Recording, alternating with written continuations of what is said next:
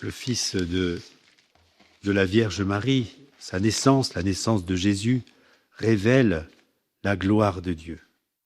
Elle se manifeste dans la pauvreté de la crèche de Bethléem. L'Église nous invite à nous préparer à ce grand mystère de Noël. Le Fils de Dieu se fait homme pour nous partager sa vie divine. Soleil levant, lumière d'en haut.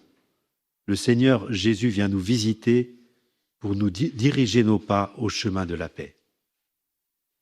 Dans la première lecture, un ange de Dieu annonce la naissance du libérateur d'Israël, Samson, comme dans les récits évangéliques de l'enfance. Béni par le Seigneur, il est conduit par son esprit. Mais le salut qu'il apporte est purement temporel. Il annonce bien sûr le salut que nous apporte le Christ.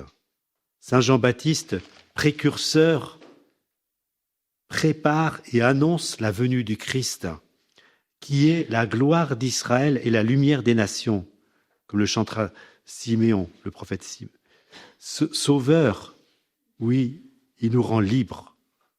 Sa gloire peut se refléter sur nos visages.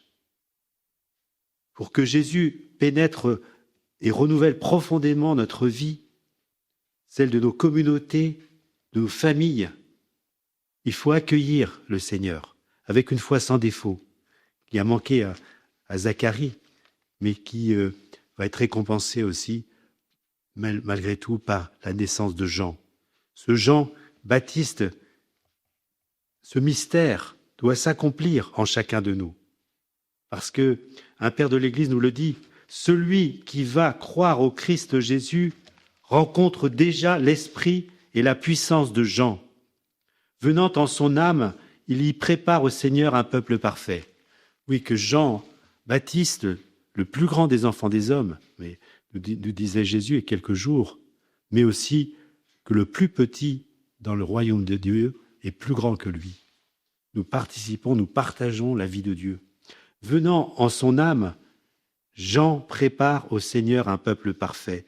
Oui, que, frères et sœurs, que l'Esprit Saint aplanisse les aspérités de notre cœur, peut-être par une confession, si nous le pouvons, précédant la fête de Noël, que nous soyons vraiment prêts, dans une semaine, à célébrer avec un cœur d'enfant ce grand mystère de Noël.